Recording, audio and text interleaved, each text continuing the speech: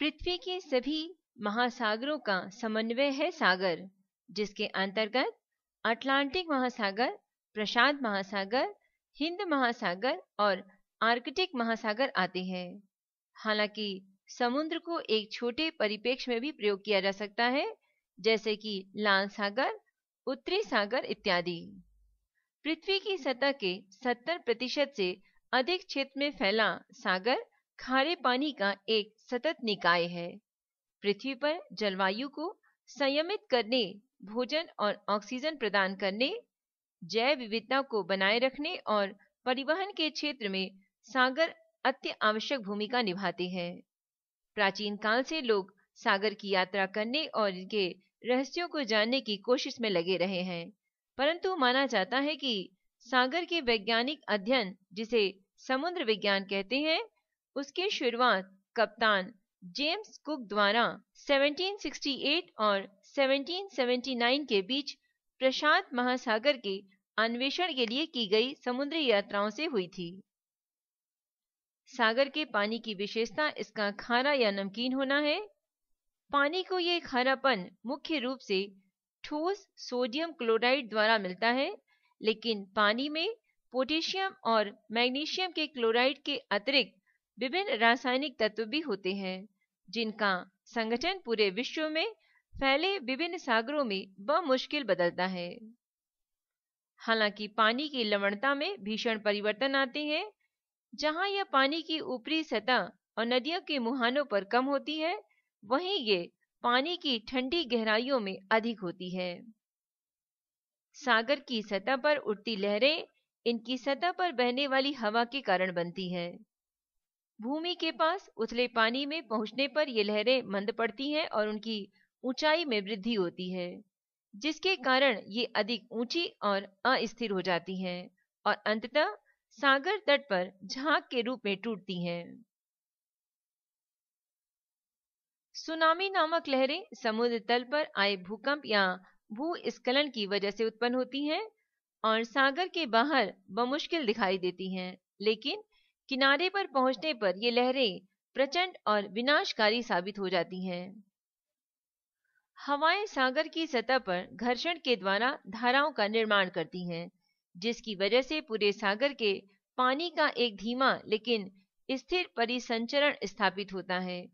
इस परिसंचरण की दिशा कई कारकों पर निर्भर करती है, जिनमें महाद्वीपीय का आकार और पृथ्वी का घूर्णन शामिल है। गहरे सागर की जटिल धाराएं, जिन्हें वैश्विक वाहक पट्टे के नाम से भी जाना जाता है, ध्रुवों के ठंडे सागरी जल को हर महासागर तक ले जाती हैं। सागरी जल का बड़े पैमाने पर संचलन ज्वार के कारण होता है। दैनिक रूप से 2 बार घटने वाली ये घटना चंद्रमा द्वारा पृथ्वी पर लगाए जाने वाला गुरुत्व बल के कारण घटित होती है। हालांकि पृथ्वी सूर्य द्वारा लगाए जाने वाले गुरुत्व बल से भी प्रभावित होती है, पर चंद्रमा की तुलना में ये बहुत कम होता है। उन खाड़ियों और ज्वार नदमुखों से इन ज्वारों का स्तर बहुत अधिक हो सकता है, जहां ज्वारी प्रवाह संकीर्ण वाहिकों में बहता है। सागर या समुद्र दुनिया भर के लोगों के लिए भोजन मुख्य रूप से मछली उपलब्ध कराता है, किंतु इसके साथ ही ये कस्तूरों, सागरी स्तनधारी जीवों और सागरी शैवाल की भी पर्याप्त आपूर्ति करता है। इनमें से कुछ को मछुआरों द्वारा पकड़ा जाता है, तो कुछ की खेती पानी के भीतर की जाती है। सागर के अन्य मानव उपयोगों में व्यापार, यात्रा, खनिज दोहन, बिजली उत्पादन और नौसैनिक युद्ध शामिल हैं। वहीं आनंद के लिए की गई गतिविधियों जैसे कि तैराकी, नौकायन और स्कूबा डाइविंग के लिए भी सागर एक आधार प्रदान करता है। इन गतिविधियों में से कई गतिविधियां सागरी प्रदूषण का कारण बनती हैं।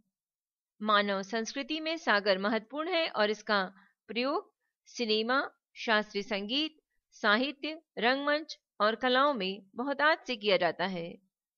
हिंदू संस्कृति में सागर को एक देव के रूप में वर्णित किया गया है। विश्व के कई हिस्सों में प्रचलित पौराणिक कथाओं में सागर को विभिन्न रूपों में दर्शाया गया है।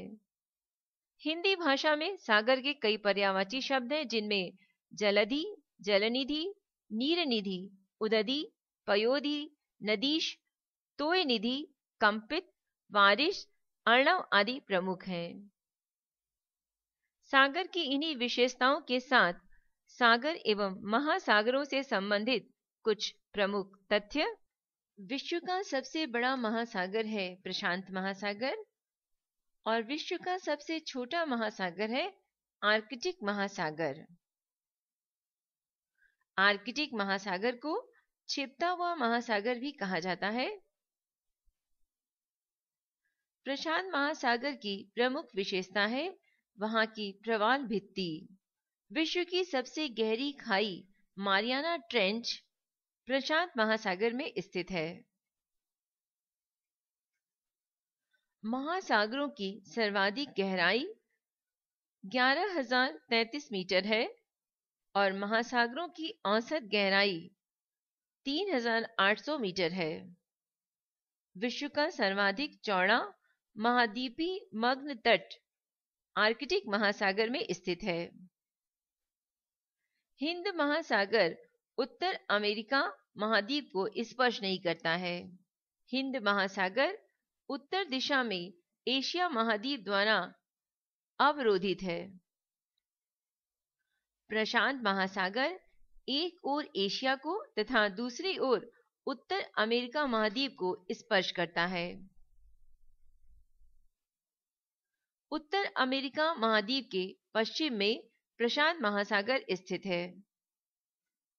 अग्निवलय की उपस्थिति प्रशांत महासागर में पाई जाती है।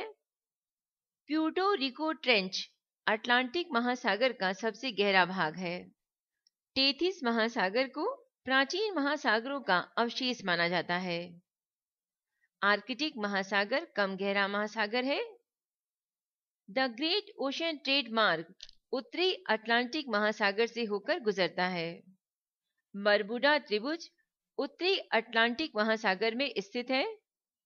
पृथ्वी की सतह का लगभग 70% भाग समुद्र द्वारा घिरा हुआ है। सारगैसो सागर महासागरीय मरुभूमि के रूप में अभिहित किया जाता है। सारगैसो सागर उत्तरी अटलांटिक महासागर में स्थित है। ऑस्ट्रेलिया व न्यूजीलैंड के बीच में तस्मान सागर स्थित है। बेरिंग सागर की सीमाएं 3 महाद्वीपों को स्पर्श करती हैं। सारगेसो सागर के चारों ओर समुद्री धाराएं प्रभावित होती हैं। रूस के दक्षिण में काला सागर स्थित है। रूस, यूक्रेन, मोल्दोवा इन तीनों देश की सीमाओं को काला सागर स्पर्श करता है। सीरिया, इज़राइल और लेबनान को भूमध्य सागर स्पर्श करता है।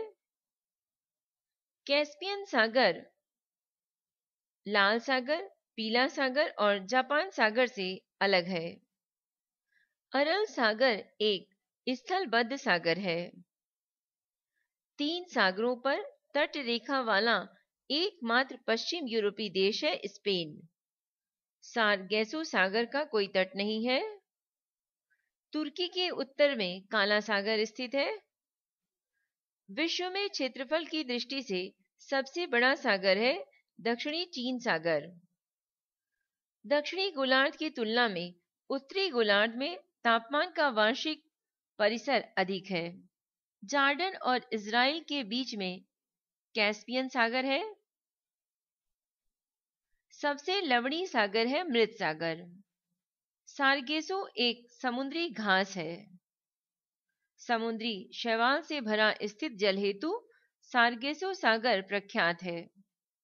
विश्व में हडसन की खाड़ी की तटरेखा सर्वाधिक लंबी है।